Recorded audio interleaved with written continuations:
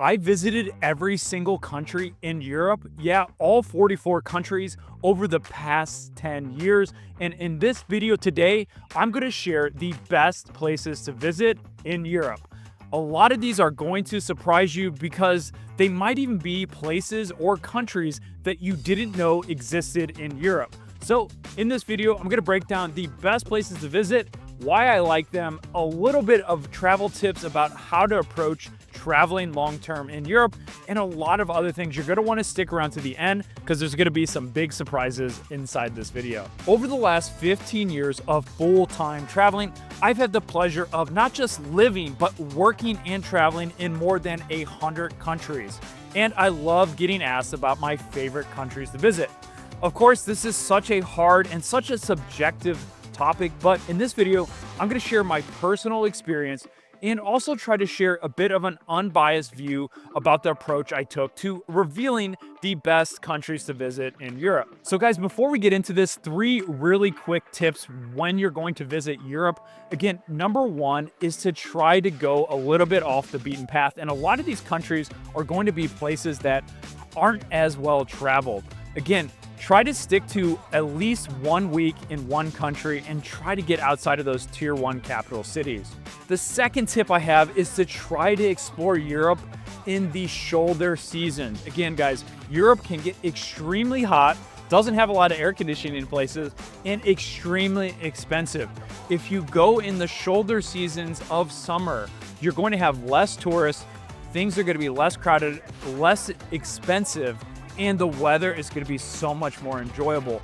I really love Europe in the summer, but honestly, guys, I try to avoid the peak season. So check out your local internet search, where you're going, what the season looks like there, and try to find those shoulder season prices where you're going to have a lot better experience. The last tip I have for you guys here is to try to see Europe by train and by car. There's so many things you're going to miss out on if you're flying from point A to point B and you're not seeing anything in between.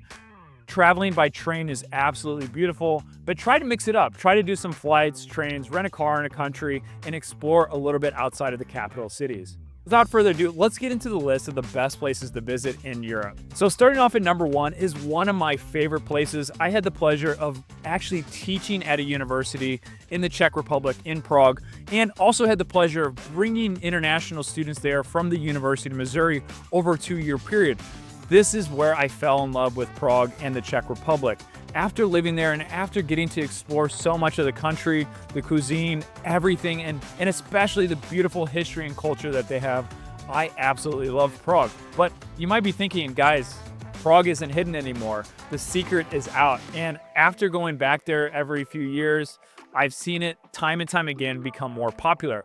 But that is not necessarily the travel tip. Is I want to share another lesser known place called Český Krumlov. It's just a short trip outside of Prague, and I highly recommend extend your stay in Prague so you can take some day trips or even spend a weekend in a place like Český Krumlov. Just to show you guys a few photos of it here, it is a UNESCO World Heritage Site, and it's absolutely beautiful. What I suggest doing here is spending at least 1 to 2 nights here, extending your stay in Prague, trying to visit some other places outside of the city.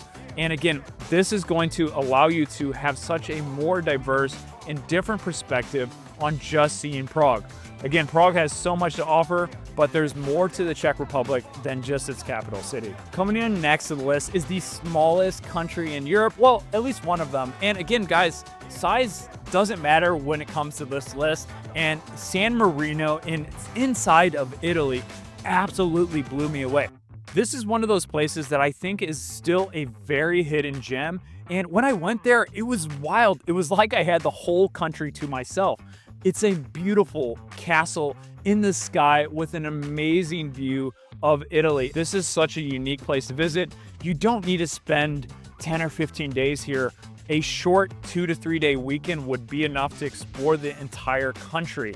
But again, most people overlook San Marino just because of the location, and it's a little bit harder to get to, but it's going to be absolutely worth taking a trip there and experiencing this absolutely tiny nation that I was super impressed. If you learned something new there, you're going to love this next part. I've partnered up with Amazon's Audible to give you a free copy of my #1 best-selling book, Global Career: How to Work Anywhere and Travel Forever. Global Career has been featured in prestigious publications like Forbes, CNBC, Entrepreneur Magazine, and even Lonely Planet. And with over 500 positive reviews, this book has helped hundreds of thousands earn from anywhere. To get your free copy and start a 30-day free trial of Audible, all you have to do is visit globalcareerbook.com/audio today, or just scan the QR code on the screen here. Guys, just a fun fact here, San Marino is actually one of the oldest sovereign states in the world, dating back to 301 AD.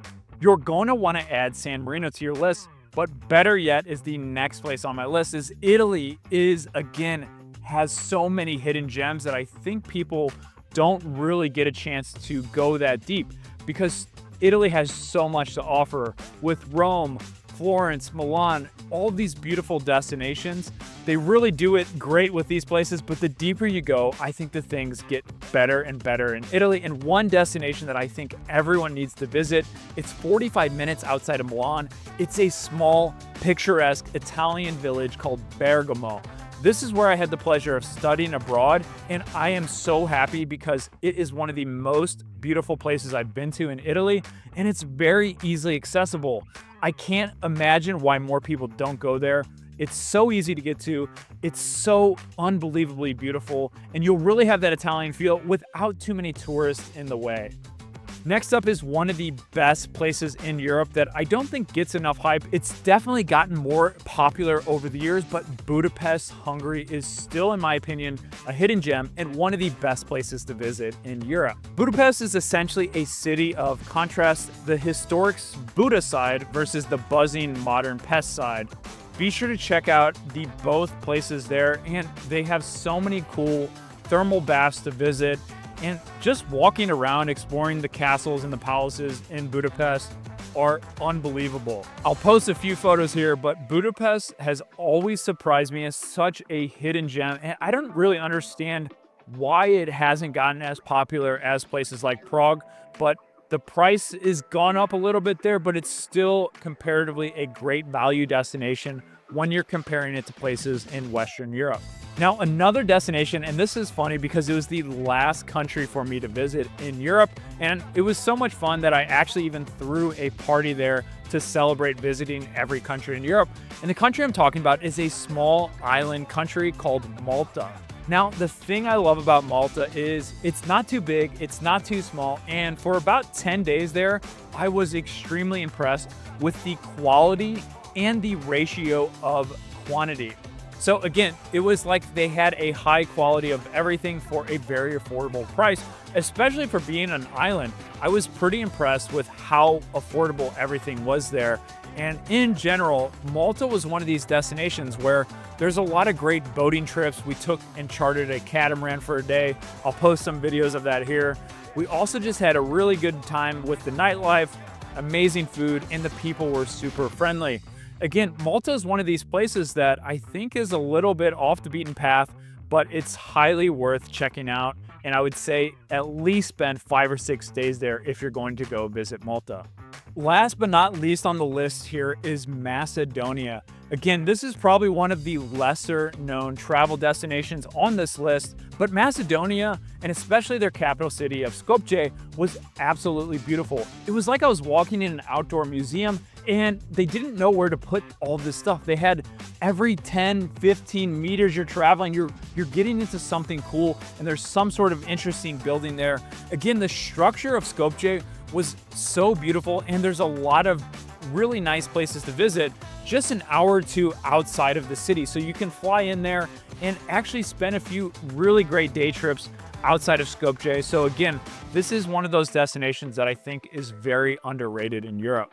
Now guys, come a little closer. I want to tell you one secret. Again, I think this is probably going to be the next destination that becomes extremely popular in Europe. And what I'm talking about is Slovenia and Albania. These two countries are absolutely gorgeous, but for some reason don't attract as many travelers. So if you're wanting to experience some really beautiful coastline, the Albanian coastline is absolutely stunning. But if you want some really wonderful nature and also nice coast, check out Slovenia as well. Just 2 really good bonus tips for you here, guys, for staying for this long. And if you enjoyed this video, please make sure you send it to one of your family members or friends that is going to be going to Europe, but send it before they plan their trip, because all of these tips are going to be extremely valuable. Now, if you enjoyed this video and you want to learn how I was able to afford traveling to hundreds of different countries, I'm going to leave a link below in the description where you can learn how I am able to earn from anywhere and how you can actually get started with it too. Thank you so much, guys. If you enjoyed this video, give it a thumbs up, give it a comment below, and let me know what has been your favorite place you visited in Europe. Thank you so much.